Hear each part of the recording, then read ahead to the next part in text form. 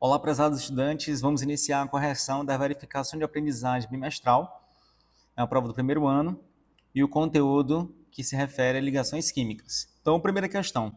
Dentre as seguintes propriedades das substâncias, 1. Elevada temperatura de fusão. 2. Boa condutividade elétrica no estado sólido. 3. Formação de solução aquosa condutora de corrente elétrica. 4. Elevada solubilidade em líquidos apolares. Quais caracterizam compostos iônicos? E no primeiro item, elevada temperatura de fusão. Os compostos iônicos, eles têm como característica elevada temperatura de fusão. Então, o cloreto de sódio, ele tem ponto de fusão em torno de 801 graus Celsius, e do KCl, que é o cloreto de potássio, ponto de fusão em torno de 770 graus Celsius. Item 2. Boa condutividade elétrica no estado sólido. Não. Essa característica são dos metais. 3. Formação de solução aquosa condutora de corrente elétrica. Isso é verdadeiro. Até foi realizado em sala de aula um experimento na qual foi dissolvido o cloreto de sódio, que é o sal de cozinha, em água, e aí aquela solução conduziu corrente elétrica. 4. Elevada solubilidade em líquidos apolares. A água, que é o H2O, é um líquido que é polar. Então, os sais, por ser também polar, se dissolve muito bem em substâncias também, em líquidos no caso, que são polares e não apolares. Estando correto os itens 1 e item 3, portanto, a resposta é a letra B. Segunda questão.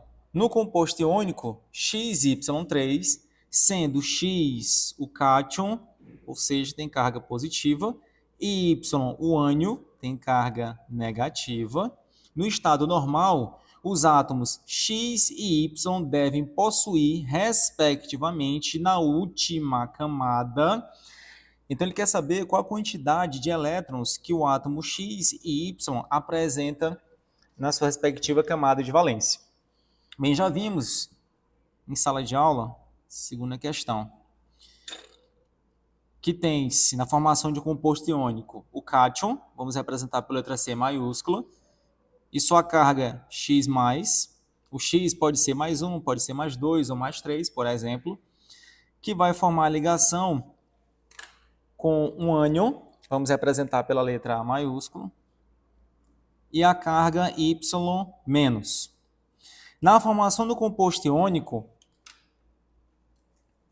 as cargas do X, por exemplo, a carga do X, a carga X do composto C, vem subscrito para o A, e a carga Y, que é do A, vem subscrito para o C. E assim vai formar o composto iônico CY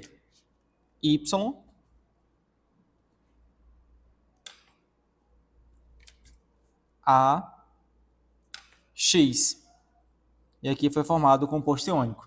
Já na questão é o contrário. Ele deu o composto, que no caso o composto é o XY3, que isso indica dizer que esse 3 do Y, aqui subscrito, refere-se à carga do X. Logo, a carga do elemento X é 3+, mais aqui só tem um átomo de X. Então, significa dizer que a carga do Y é menos 1, ou 1 menos. Como a carga do X é mais 3, significa dizer que o átomo X tem 3 elétrons na camada de valência. Como a carga do Y é menos 1, significa dizer que ele precisou receber um elétron para se estabilizar. Portanto, ele tinha 7 elétrons na camada de valência, mais 1 preencheu o octeto. Portanto, a resposta correta vai ser a letra E, 3 e 7, respectivamente. Terceira questão. Sejam os elementos A, de número atômico 56, e B, de número atômico 34. Quando eles se combinam, o composto formado é... Neste caso, vamos precisar fazer a distribuição eletrônica dos elementos A e do elemento B. Então, aqui na terceira questão. O elemento A, número atômico 56. Distribuição eletrônica: 1s2, 2s2, 2p6, 3s2, 3p6, 4s2, 3d10, 4p6, 5s2, 4d10, 5p6, vamos contar aqui quantos elétrons já foram distribuídos.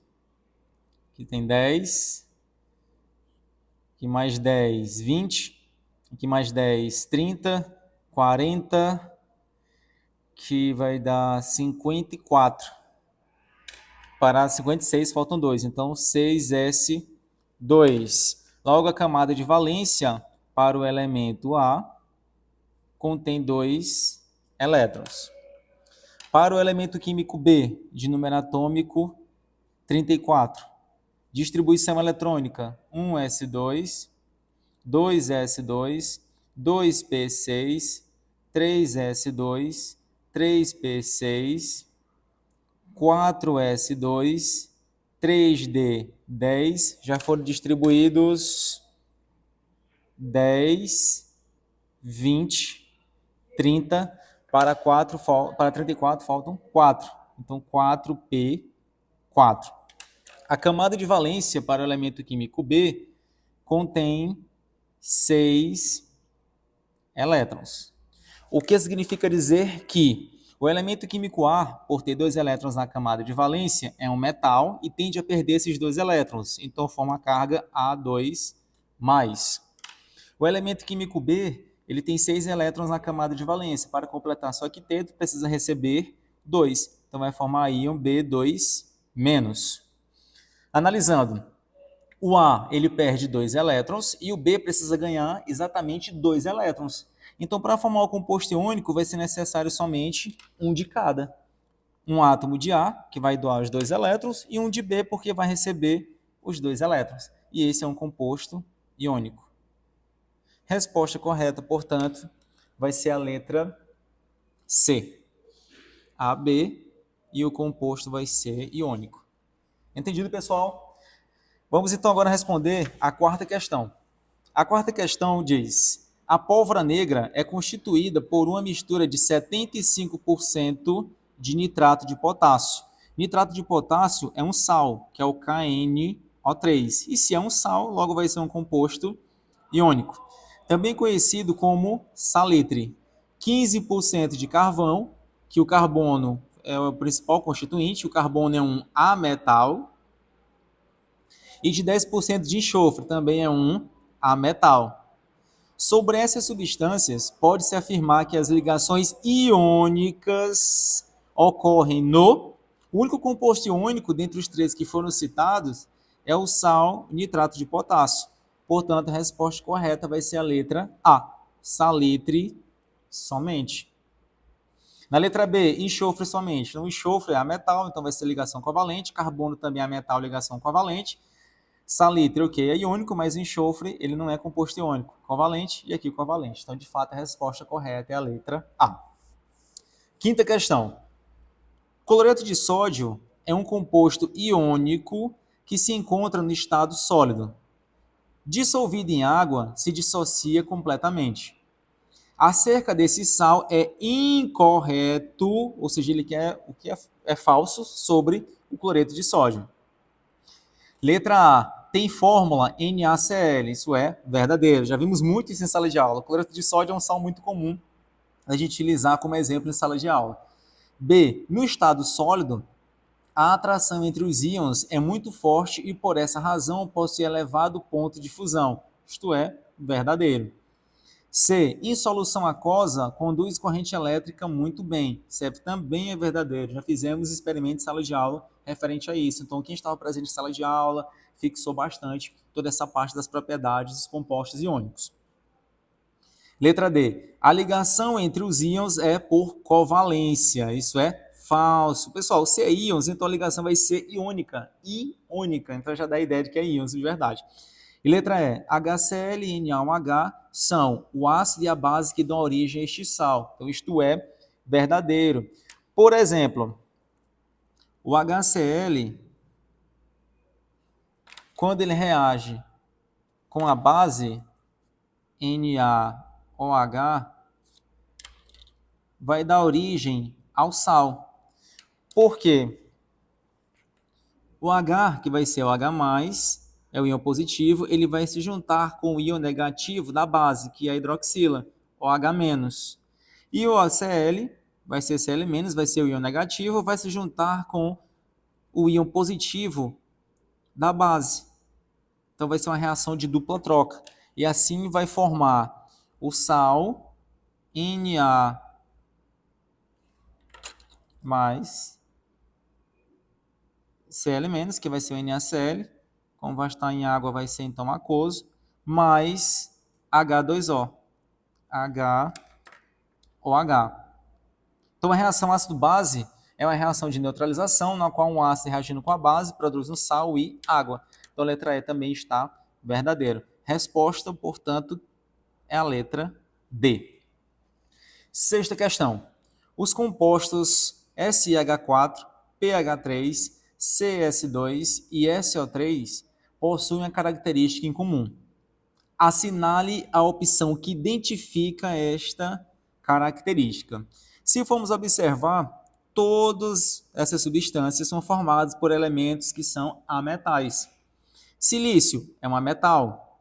Hidrogênio também é ametal. Fósforo, ametal. Hidrogênio já falamos, é ametal. O carbono é ametal, mesma família do silício. O enxofre é ametal e o oxigênio também é ametal. O oxigênio e o enxofre pertencem à mesma família, família dos calcogênios, que é a família 16. Portanto, todos eles são compostos covalentes. Letra A. Essas substâncias apresentam brilho metálico. Isso está falso. O brilho metálico é característico dos metais. Letra B. Elevado ponto de fusão. Isso também é falso. Em geral, os compostos covalentes têm baixo ponto de fusão e de ebulição, com exceção do carbono, que apresenta um elevado ponto de fusão, é um excelente condutor de eletricidade e também de corrente e também de calor. Capacidade de conduzir eletricidade. Falso. A exceção, como já falei agora há pouco, do carbono. Letra D. Elevada dureza. Elevada dureza não é uma característica dos compostos covalentes, apesar do diamante ser o mineral mais duro da natureza, ou seja, resistente ao risco, ser um composto covalente. Letra E. Baixo ponto de fusão. Então, isso é verdadeiro. Portanto, sexta questão vai ser a letra E.